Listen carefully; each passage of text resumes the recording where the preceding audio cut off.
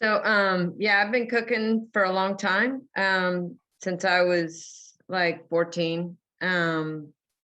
And I just have never stopped wanting to cook. Do we have any bakers? I don't think we have any bakers in the club right now, right? I'm a baker. You're the baker? Mhm. Oh, well, I don't mean to offend you. Oh, Never bake. I pretend bake on the weekends. But during the week I'm a chef at the Hilton Hotel in San Francisco, and I have worked in my youth in bakeries and never found them to be the atmosphere. They're very technical, they're very serious, they're very competitive. It's kind of sometimes pretty dour in there. I love confection. I love baking. And some of my best friends are bakers, but I wouldn't want to work with them for 40 hours a week. And in researching this talk today, because I myself have not started converting some of my favorite recipes away from sugar and to showcase my honey. So this was really interesting for me to investigate the actual what I hope to show you today, or help you try to start figuring out, is how do you take your recipes and move them away from sugar to utilize your honey. And so So this is what I found. So a tablespoon of honey equals 64 calories versus a tablespoon of sugar equals 49 calories. So, the misnomer that honey is healthier for you and is probably not true. Yes, there are trace minerals and propolis and pollen in them, but overall, honey is a lot sweeter than sugar. And most people, when they're using honey, kind of go spoon for spoon, but it's not the same. Honey is sweeter. So you're putting more calories in your yogurt or your tea or whatever it is you're putting in there. And most folks don't understand that. Honey is 40% fructose, 30% glucose, and 30% water. And in that water is all the other things, the trace minerals and propolis and pollen and stuff.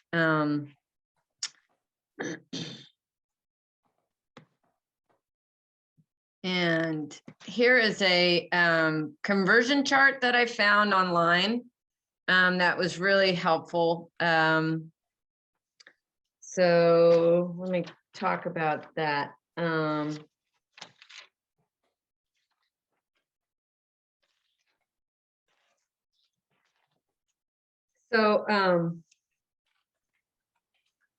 Yeah, so honey is a lot more acidic. And so you need to add baking soda because acid will retard the natural leavening of most baked goods. So when you get to a quarter cup or 2 tablespoons and 2 teaspoons of honey in your recipe, you're going to want to start to increase your baking soda because the honey will dampen the leavening of your baked product.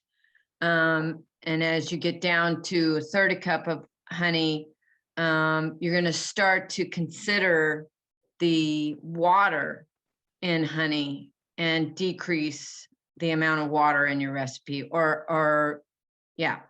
So this chart, pretty much, I haven't used this chart yet, but I've vetted it against other food scientists that I know, and this one's pretty accurate. And this is what I'll give to Jerry to put up on our website. The other thing about working with honey that's a little bit difficult is it doesn't measure the same in liquid and or in weight. Or so it can be difficult to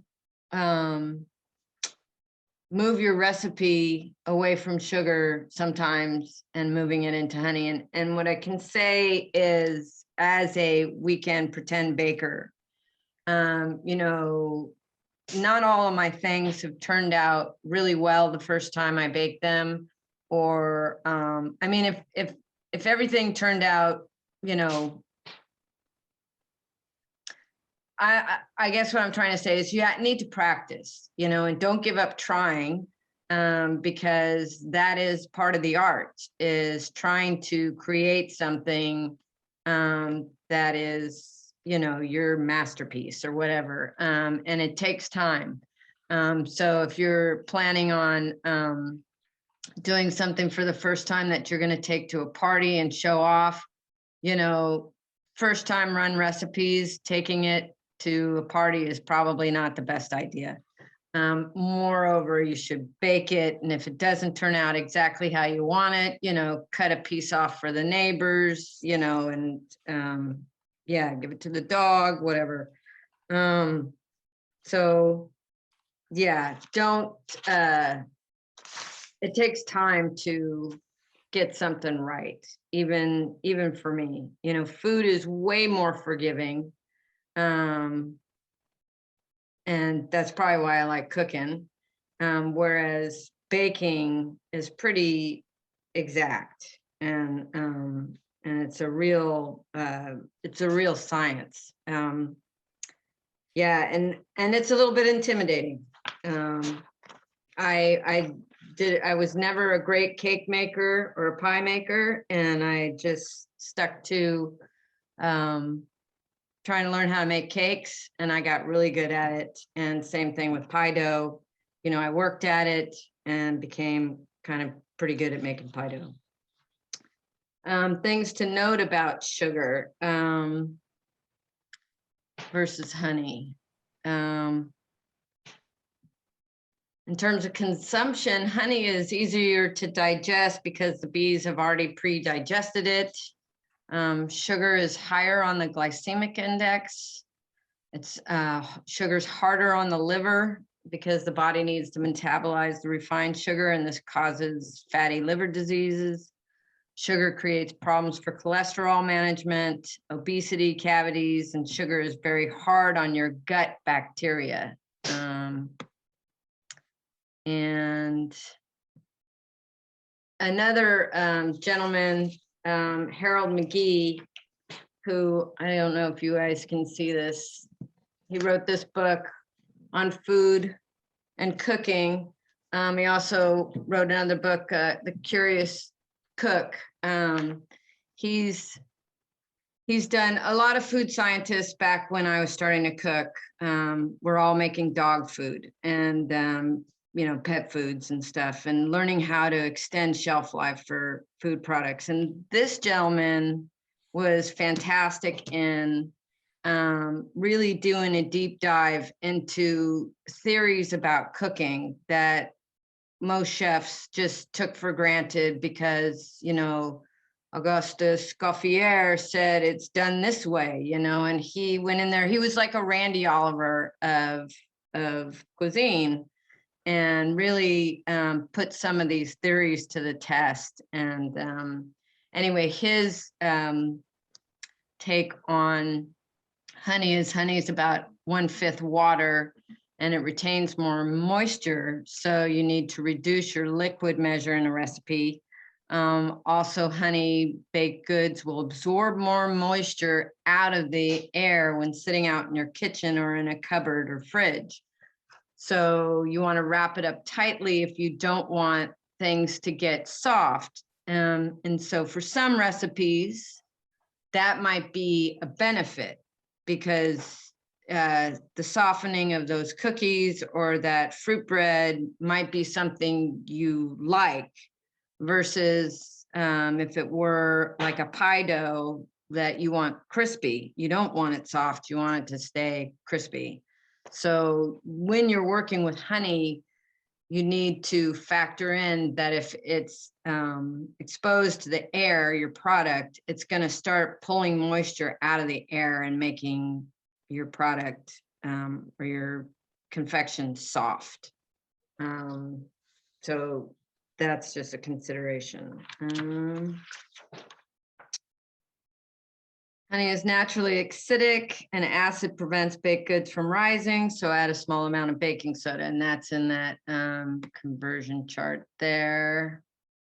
Okay, and then I am going to stop sharing back here. Okay, and then I'll go back to that. So I was reading some of my old cookbooks that I went to school on, and textbooks of all these old French guys. And it was interesting. This guy, Auguste Escoffier, he's like the father of cuisine. Really all he was the first nerdy guy who started to dictionary all of our terms in cuisine, our language, and that was a huge feat. And so everybody thinks he's like off the hook dude. So I was reading up what he was writing about honey, and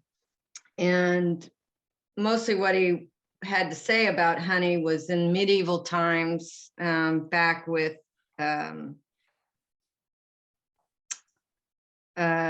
they used to make a lot of food from root vegetables. They boil turnips and potatoes and carrots, and they'd boil these things all day long, and cabbages, and they'd finish it with honey and serve that to kings and stuff. And that I thought was interesting. There was a recipe for honey water, which was dissolving some honey in hot water, adding a little rum or brandy and a dash of vinegar. That was sort of a nice warm up when you're coming in from the cold. He also, Chef Escoffier has said that the best quality honey came from Hamitos, Greece, which is a mountain range in Athens. And I guess in that mountain range, there's a lot of thyme. And so it's very famous for its honey. And in most recipes that you'll look for that are using honey, most of the best ones come from Greece. The Greek honey was really important ingredient in cuisine and culture of classical Greece and Rome. For the Greeks, honey was also a food of talismanic significance. They offered it in ceremonies to the dead and to the gods and to the priestesses of the goddesses, Demeter, Artemis, and Re. And what else? The other thing he had to say was that Escoffier is that the other good of all French chefs think everything French is the best. And so he noted some areas of France, Narbonne, and in Getinais, I'm gonna butcher these names. There's an abbey there in that region of France, which would make sense why that was such a big beekeeper community. And in Champagne and Savoy, it was interesting. I was looking up some of these areas in France and their noted honey production in these areas. And I came across in Champagne, France, there's some champagne producer who was adding honey to their champagne. And in France, they're very strict about sugar in their wine, and it has to be, from certain ingredients in order to be added to the wine. Like here in California, everything south of Modesto, you can add sugar to your wine. Like Gallo made sure that Gallo was like the cutoff, right? They put a lot of sugar in their wine, but anything in Northern California, you can't add sugar to your wine. Anyway, this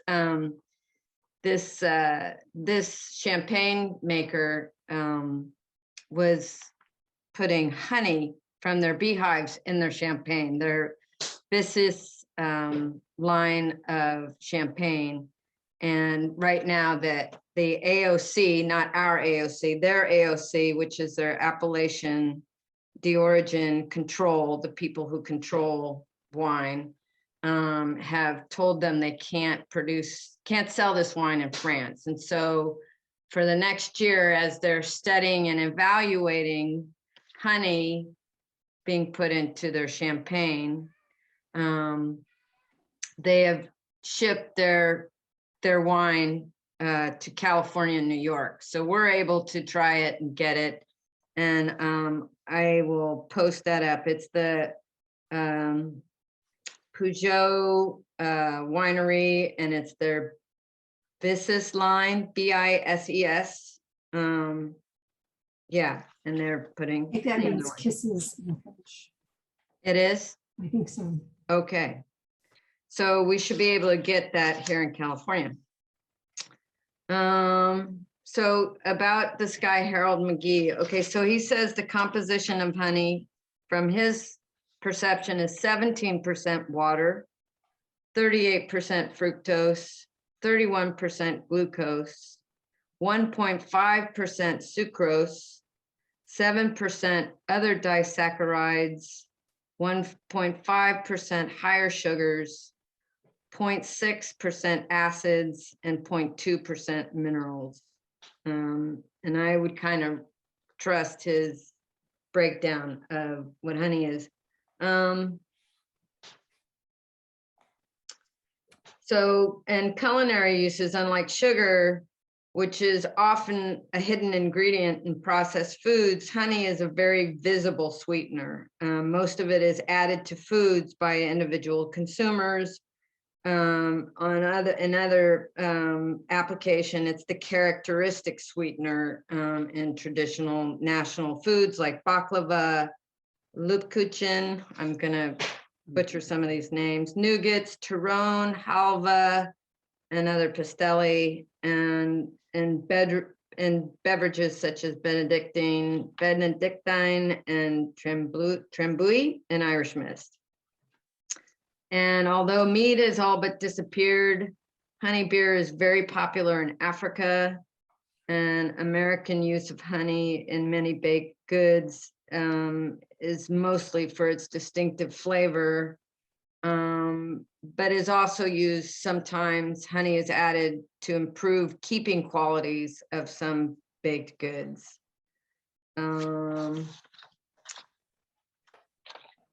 What else? Okay. And then I think I want to go back to sharing my screen.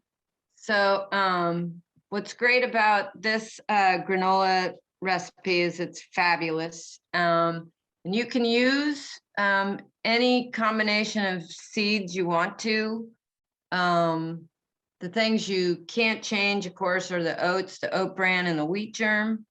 You want to heat your honey up in a double boiler mixer, double boiler, and not melt it on direct heat, because that tends to change your honey flavor. And the coconut oil will get really, really hot on direct heat. So it's best to melt everything together in a double boiler. That means like putting a bowl over a sauce pot of simmering water, or if you actually have a double boiler, just using a double boiler for that. You're gonna mix your dried ingredients and then add the syrup you've made with the oil onto the oats, stir them up, and then put them on a sheet pan as thin as possible, and then low and slow in your oven is the key, because, oh, that's another thing, is recipes with honey tend to brown much faster. So you're going to want to lower your temperature of your oven 25 degrees on anything you're baking, and or if you can't lower it because you need that heat and that pop for the rise, you're going to probably need to cover whatever it is with foil to protect it from getting too dark on top. So the same thing is true here with this granola. And any granola you're making, you want to go low and slow to dry it so it's crunchy, and it stays crunchy 2 weeks, 3 weeks later, it's still crunchy, and not getting soggy in your bag or your container on the kitchen counter. And then after you've toasted the oats, you're going to want to pour the hot oats over your dried fruits. And again, you can use anything you want for the dried fruits, you know, any leftover bits of fig or dates or whatever you have. Sometimes when you're chopping that stuff, it gets really gooey and sticks in clumps. When you pour the hot oats on top of the dried fruit, the heat will actually help you break up those sticky clumps of dates or whatever you're putting in there. So that's just like one of my favorite recipes. And I know you're probably not all seeing all of this, so I will send these recipes to Jerry and he can put them on the website. And then there's another one.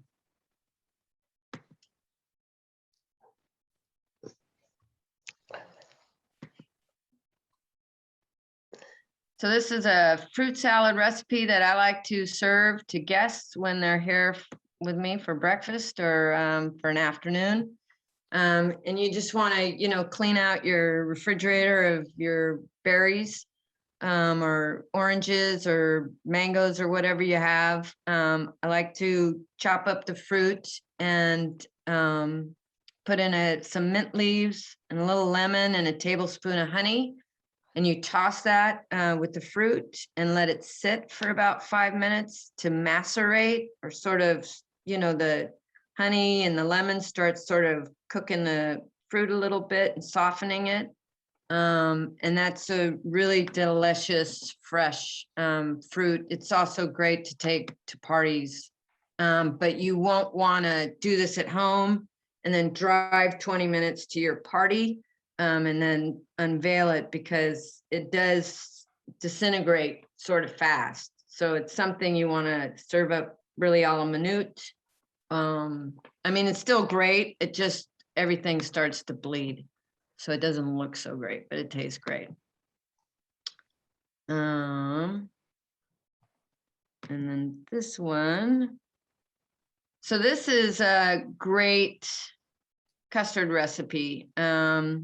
And you can, you know, for your holidays, if you're looking to get some things out of the way before Thursday's Thanksgiving meal, this recipe can be made up to 5 days in advance.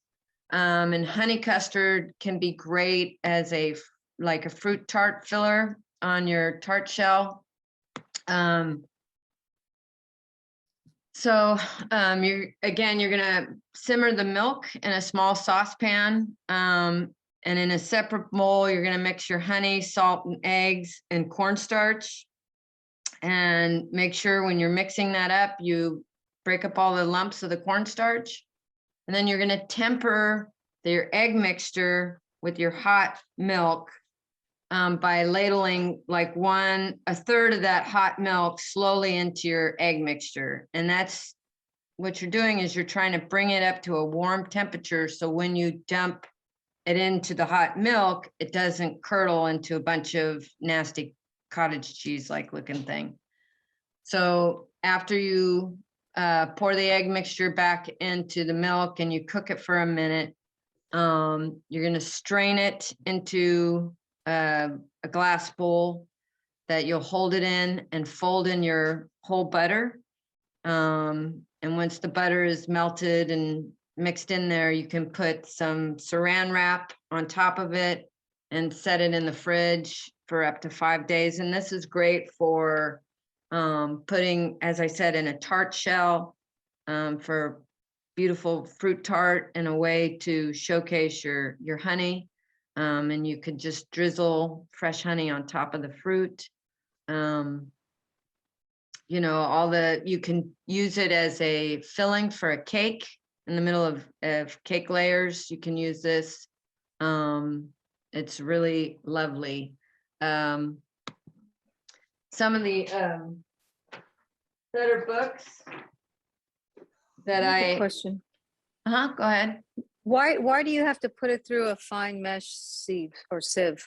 Because there's gonna be lumps of eggs that coagulated. And Okay. you're not going to be able to avoid that every time. Even pros do it. You don't have to do it super fine, like, you know, your honey, but you want to put it through a sieve to try to pull out any lumps that might have occurred. I'm not saying Okay. you might get lucky, but you know, they're kind of like, it's the perfection of a baker. Okay. Just All not right. proper. Yeah. So All right. one of the better books there's 2 recipes in here for a honey skillet cake, and then a honey tart. This is by Julie Richardson, and I can say I own a ton of cookbooks, and not everyone, all the recipes are good. They all work. I very rarely find a book where any recipe I'm doing in the book works out. This is one book that all of her recipes work. You know, I haven't had a problem with something being a dud.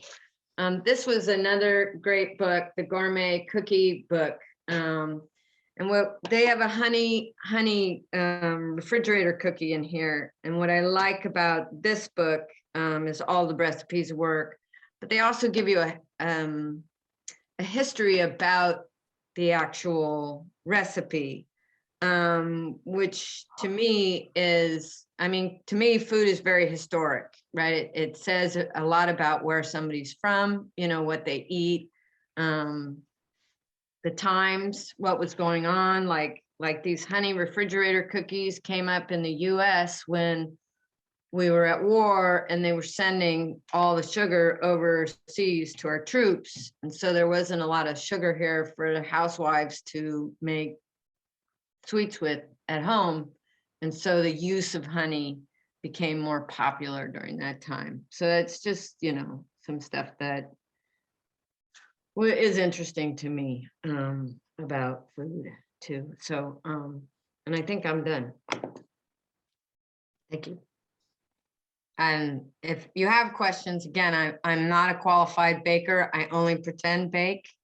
I do pretty well, but with it, I just want to convey that, you know, if you're curious about doing something to showcase your honey and a favorite recipe you might have, you know, go for it, try it. And I'm gonna, you know, post this conversion chart, which is going to help me too, because I've always been very ambivalent and, you know, not wanting to go there with my baking, you know, moving things, converting them away from sugar and into honey, because I'm intimidated by it.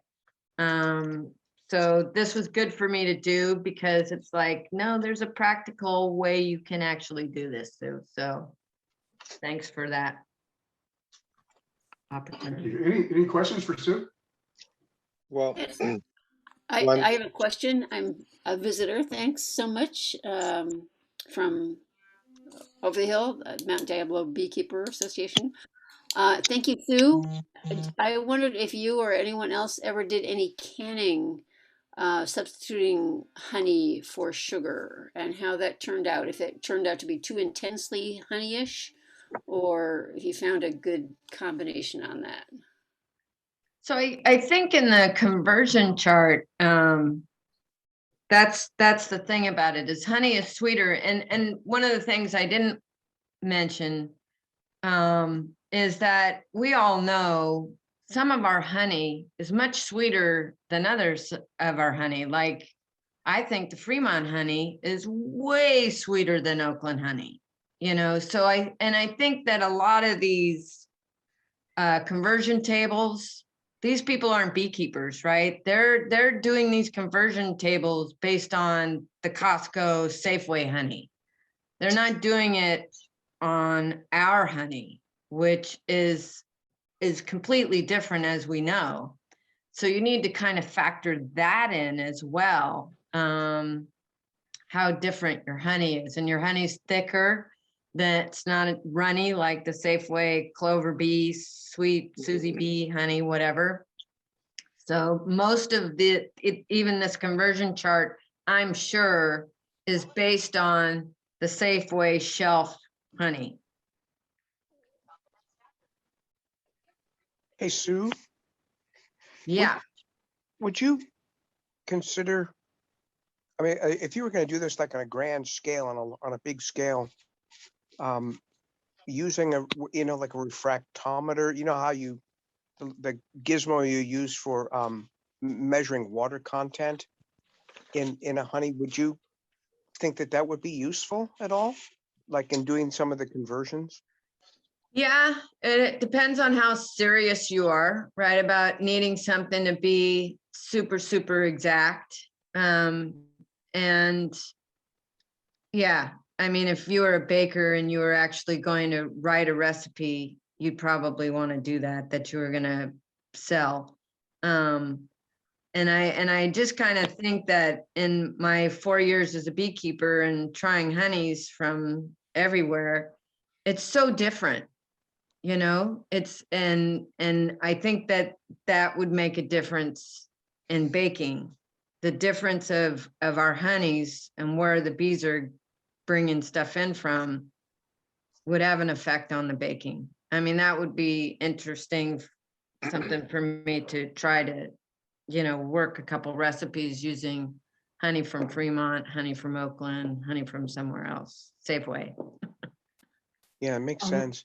I know I've talked to some folks that have made mead in the past, and they will tell me that, some of their meads are like incredibly successful based on, where the honey was from.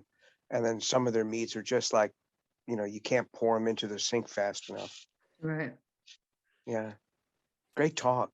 Very nice. Thank you. So, just, Hi, Nikki. hi, to address a little, is it Annalisa? About whether you can use honey for preserves. I think it's not like baking when you make preserves. I would think that you can be much more flexible and then just try and see what you like. Personally, I don't generally put honey in my preserves because I can't taste the fruit very well. And I'm trying to emphasize the fruit. So I'm big into apricot preserves, and it overwhelms the apricot.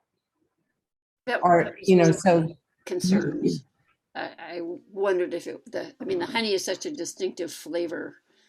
yeah. So I think there are some things that the honey just highlights the honey and goes very well with other things, and your different honeys have different flavors. So I think just judge and try and experiment, like Sue was saying. So I think experimenting is good for it. And I'm sure that there are some preserves that probably would be delicious with, honey, maybe figs or something, might be really good. But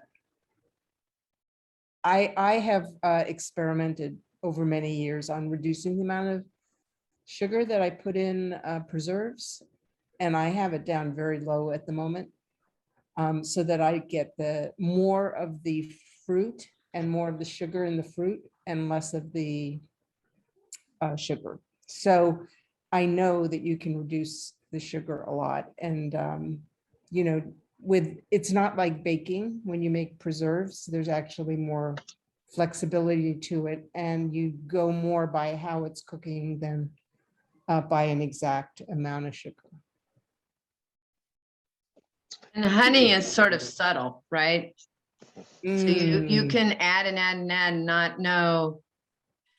You can't, sometimes you over add and it's hard to know when it's warm, but when it cools off and you taste it again, it's like, whoa, a lot.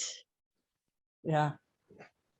I think it's a strong taste myself, and especially most of us, our bees, the honey, you know, just has a lot more flavor than what you get in the store.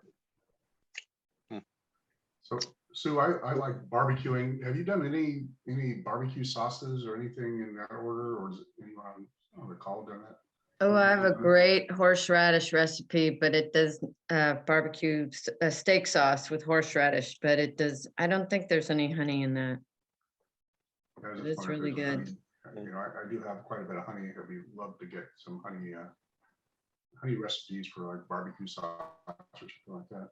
Anyone online use honey in barbecue sauces?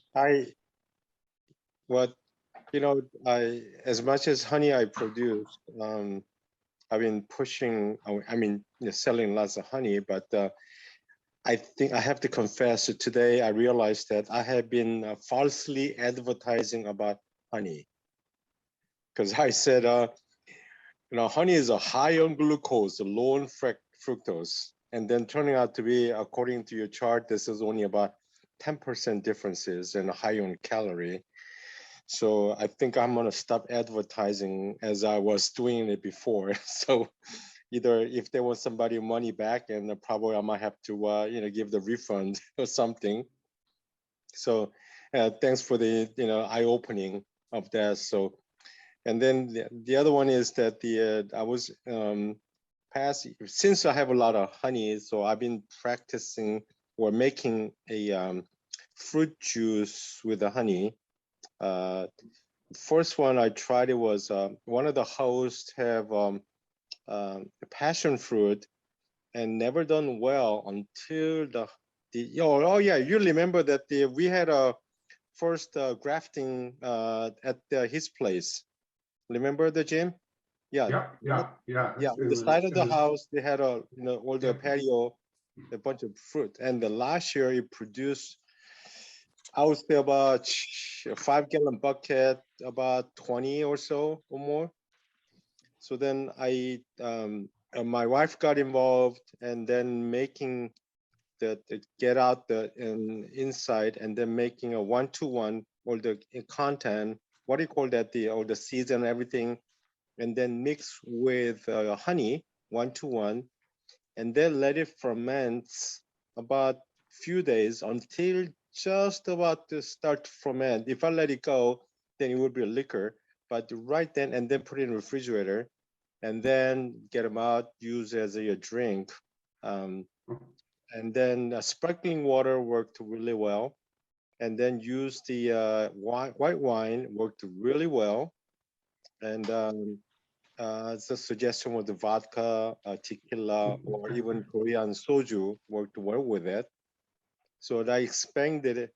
The Mike was one of the, he really, so then second one went over to prickly fruit, the cactus fruit, and it worked really well. And then moved on to lemon and orange combination. And then this year was, I got lots of pomegranate from Dan Gomel in Brentwood. I took out the entire fruit pomegranate tree down, and then made it that. And it was not as good as the passion fruit. So far as passion fruit was the best. So I think that's one other area. But anyways, I'm gonna stop advertising about the honey. So thank you. Thanks, Sue. You know, I have read in the past, so I'm not sure about the percentages of fructose and glucose, because I've read that each honey actually varies depending on the flowers that the bees got their nectar from. Yeah, And that some of the difference between spring honey and fall honey, for example, might be because one of them has more fructose than the other. And that also has an impact on whether it crystallizes or not. right. So I'm not sure about whether those percentages are true for all honey, and some of them I think will vary, and probably the cooking is a Well, little that's what different I too. said, is these conversion tables are probably made from the over-the-counter stuff, not the backyard stuff. Yeah, And those, like sous vide and those companies, they take sources from all over the place and combine them. So you get more of a homogeneous mix versus what we get is pretty Right. straight, whatever our bees are eating at the moment. right. I grew up in Wisconsin on a dairy farm, and my dad made hay, and he also had a basswood tree on the farm. And there was a distinct difference between the honey that the bees made from the hay, which is mostly from clover and alfalfa. You can certainly tell the clover, and you can tell the other flavor in there, and that's probably alfalfa, and it's probably coming from very big honey producers in the Midwest that set their bees out in areas where people are growing fodder for feeding cattle or horses. Yeah. The basswood honey was very distinctive and a real treat for me when I finally figured out what that was. If we can ever convince Ronnie, I'm putting you on the spot, Ronnie. Ronnie's got a incredible collection of honey, and I've got some, but I've seen her collection is like enormous. And not only that, she knows how to describe honey. And at some point when we can all get back together, it'd be great to get some type of thing together with Ronnie. Maybe it's some type of Saturday program or something, but something that do an actual honey tasting. And you'll be amazed at the differences in honeys. I mean, just the stuff that we have, sage versus blackberry versus cherry versus alfalfa, it is all different. Even times of the year, at the same apiary, it changes. Yeah. I'd love to, I'm putting you on the spot, Ronnie, but I'd love to but we'd love to at some point in the future get a meeting of some sort. Maybe it's just an outside event or something, but get a honey tasting thing, because I think people would be amazed on the differences of honey. The UC Davis Honey Lab has for sale a honey tasting wheel. You can go to their website and order up one. Yeah, and I think Ronnie, I'm not sure if she's on there, but Ronnie, I know, knows how to use it as well. Correct? Yeah, definitely. There are a couple of them out there, and yeah, I've got a great library and a great collection, and there are a few purveyors in the Bay Area, outer Bay Area, that have varietal honeys, and they're definitely worth looking up. And it's been lots of fun to taste them all, and then to get somebody's honey and then try and figure out what's in it. That's also fun. So Ronnie, People ask me, well, what have your bees been eating that it tastes like this? And like, I don't know. Some days I see them at the basil plants, some days I see them at the oregano plants, some days I see them at the nasturtium. I cannot name those things, but like Jerry, I'm from Chicago area, and I grew up with clover honey. And the first time I tasted anything that wasn't clover honey was just such a shock to my system. My husband once went all around the Bay Area and collected honeys from different parts of the world that were being sold around the Bay Area for a honey tasting that a winemaker friend of ours was putting together. And we must have had about 50 honeys.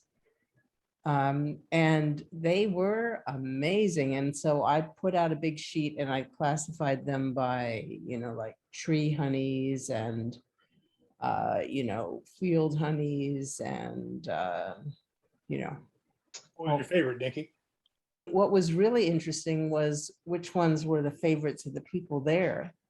So there were some New Zealand honeys, two of them. One was bright red, one was bright white. They were unusual color and they were quite delicious. My honey came in third. And I thought those New Zealand honeys were terrific. But the other thing that was great was the people who, would just taste a honey and it would remind them of something from their childhood. It was so wonderful to, kind of see how evocative it was for them. One of them, her grandfather was a beekeeper in Mexico. And she said when he died, they all fought over the honey and that she hadn't. And then, of course, the honey, they ate it. And she said she almost was in tears. She said it was the first time she'd had honey that tasted like her grandfather's honey. So it was really a very fun. So, Jim, I think having a honey tasting is a very wonderful idea. Anybody ever tried one of these honey, I think it's called a bee sting cake, which's got tons of honey. I've been hesitant to try it because it just seems like so much honey. And what if you don't like it? It seems like a waste. And so I wonder if anyone has ever tried a recipe like that. What's it called? A bee sting cake. Bee sting cake? Mm-hmm. Not heard of it. Okay. We'll look it up. Yeah. Any other questions for Sue on the? Or for Sung, who has his tasting. We all of that. Yeah, this is one of the, when I did the Master Bakers program, they had to show, yeah, actually we did at the symposium also as well, but I bought this, several of them, and then handing out to the people. And then, I had to do like a big experience program. People come into the AP area, suit them up, and then at the end have the honey tasting. But really interesting to show actually what it is. But UC Davis spent a lot of money to make this chart, and instead of copying it, I try to support their cause, so they're buying as many as I can, and then I laminate it, so then it comes really handy, and then really enlightens, open their people's eye, they wonder what they taste in it and what's in it, but usually kind of funny thing is that usually man, I ask them after the taste of honey, he goes, how's it taste? And man says, oh, sweet, good. But when the females, they just get it down to nitty gritty, down detail. I really appreciate of the female, the latest taste bud, and it's really interesting to see. But you should get one of these and then really explore and share with other your friends and so forth. Yeah, Ronnie uses, that's what you use, Ronnie, right? The honey wheel. Yeah, I do. There's a couple of them out there. There's that one, and then there's one that the American Honey Tasting Society uses too. I can honestly say I did try to take a class on that, and I totally failed. So I guess I'm a binary honey taster. I either like it or I don't. I don't know if there's I'm not very good on the subtleties there. I took the class at UC Davis. It was a 3-day class or a 2-day class. It was really, really interesting. Not just about how to taste honey, but about the marketing of it, the adulteration of it, the laws surrounding it. Really, really, really interesting. Is there any other questions for Sue on cooking of any sort? So I have two questions. Yeah, Andrew. Working on two recipes that I've tried honey with. I have a fall honey. It's very, very distinctive. So I've tried to make brittle with it, which seems that the sugars in the honey are incompatible with making brittle. And the other one is a pan forte, which I've had a little bit of success with. And it does seem to be hydroscopic, so it does keep that moisture in the pan forte a little better. Any recommendations you would have for those two recipes? Well, yeah, your first recipe, that's made to be crunchy, right? And exactly, honey as it's in the air is going to get it's brittle, right? You're making it's gonna get sticky and chewy and pull your fillings out. Whereas that stuff is or brittle is supposed to be you know, crunchy like a brittle toffee. So That's the been the honey, result. I can get nice chews that are our dentist's best friend. But getting it actually to get to the brittle stage is, I haven't been able to without burning. yeah, I don't know that you're gonna be able to do that with the honey. Thank you. So have you ever tried dehydrated honey? No, but that the problem with having honey and ice cream is that it tends to pell up or like the custard, right? Coagulate. And so it doesn't emulsify into the cream and the custard of the ice cream. And so Ben and Jerry's recommends using a powdered dehydrated honey for in ice cream. Very popular in barbecue rubs. Mhm. Oh, that's interesting. Huh. We make our own ice cream, and I often will put between a teaspoon and a tablespoon of honey in just the vanilla, and it's fabulous. It's just a hint of that, and I haven't ever had a problem with it not working. So do you put it in hot or how do you? No, because I actually use the recipe from the Ben and Jerry's ice cream book, which is not cooked. So you have to be okay with a raw egg that's frozen in there. But uh, one of the benefits of putting honey in there is it helps the ice cream to be a little softer when it's Right. frozen hard. So Right. it gives a better texture. Cool. Any other questions for Sue? All right. Well, Sue, I definitely appreciate you doing your presentation. Great job. I'm looking forward to seeing the recipes.